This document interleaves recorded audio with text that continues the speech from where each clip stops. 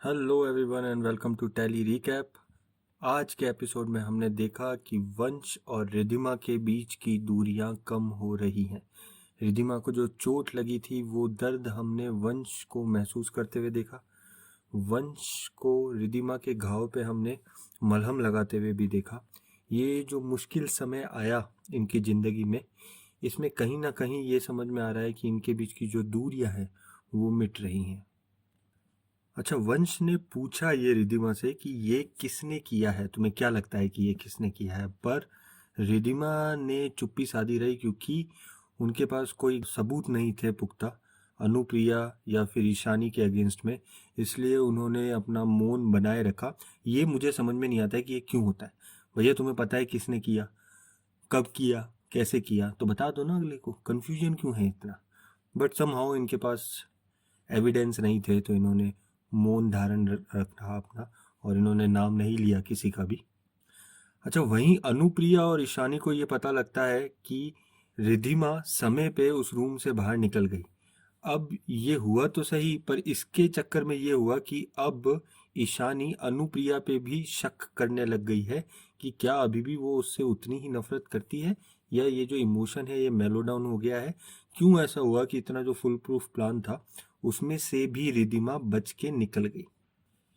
इसी बीच में ईशानी को ये लग रहा है कि अनुप्रिया अभी भी उससे कुछ छुपा रही है। अब अनुप्रिया ये छुपा रही है कि वो चाहती नहीं है कि जो उसका उनकी जो असली संतान है उसके बारे में ईशानी या किसी को भी पता चले। अनुप्रिया एक और नया प्लान बनाती हैं रिद्धिमा को मारने के लिए। उसके लिए वो एक वाटरमेलन में पॉइजन इंजेक्ट कर देती है। ये जो वाटरमेलन है ना, इसको कई नाम से जाना जाता है। मतलब कुछ लोग इसको मतीरा बोलते हैं, कुछ लोग इसको कलिंगड़ बोलते हैं। तो ये प्लीज़ आप कमेंट सेक्शन में हमको ये कमेंट करके बताइएगा कि आपकी जो एरिया का डायलेक्ट है उसमें वाटरमेलन को क्या बोला जाता है। अब ये जो अनुप्रिया ने जो प्लान बनाया ये रिद्धिमा को तो मालूम था नहीं, तो वो अपना खुद का एक प्लान बना रहे थे। उन्होंने ये डिसाइड किया कि रात के अंधेरे में वो चाबियां चुरा लेंगे, जो कि एट द एंड अनुप्रिया उनसे छीन लेती हैं। और ये जो गुस्से में जो वाद विवाद होता है, जो आर्ग्यूमेंट होता है, उसमें अनुप्रिया उनको अपना प्लान भी एडवांस में बता देती है। हालांकि ये प्लान जो है ये अनुप्रिया पे ही बैकफायर हो जाता है, क्योंकि रिद्धिमा की जगह वंश वो वाटरमेलन खा लेते हैं। रिद्धिमा को ये चीज से शक होता है और रिद्धिमा एक्ट करती है इस चीज पे जब उसे लगता है कि वंश खतरे में है। अगले एपिसोड में जैसा समझ में आ रहा है कि इसी टाइप का एक हाई इंटेंसिटी ड्रामा होने वाला है, जहां पे कि रिद्धिमा एक्सट्रीम तक जाने को तैयार है वंश को बचाने के लिए। क्योंकि देखिए, सोच काफी हद तक दोनों की एक जैसी सी ही है।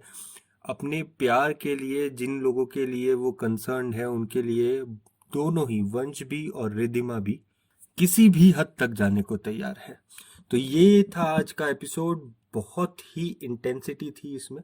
इंटेंसिटी एज इन मतलब सिर्फ जो बातें हुई, जो प्लानिंग हुई, जो प्लॉटिंग हुई उसकी इंटेंसिटी नहीं, बट रिलेशंस के बीच में जो इंटेंसिटी थी वो भी थी यहाँ पे, वो भी देखने को मिली। इसलिए हमारी तरफ से इस एपिसोड को 4.5 स्टार दे रहे हैं हम। आपको ये एपिसोड कैसा लगा ये प्लीज हमें कमेंट सेक्शन में कमेंट करके बताइए। और अगर आप चाहते हैं कि मैं फिर से ये वही गाना नहीं गाऊं जो मैंने पिछले रिव्यू में गाया था, तो प्लीज़ लाइक करिए, शेयर करिए, सब्सक्राइब करिए। अगर आप चाहते हैं कि मैं अगले और एपिसोड्स में कुछ और गाने गाऊं, मतलब हो सकता है ना आपको अच्छी लग गई हो आवाज़, तो वापस लाइक करिएगा, शेयर करिएगा और सब्सक्राइब करिएगा। मैं स्वप्निल आपसे इजाज़त चाहूँगा। अगले रिव्यू में फिर मिलेंगे। Till then stay safe, god bless.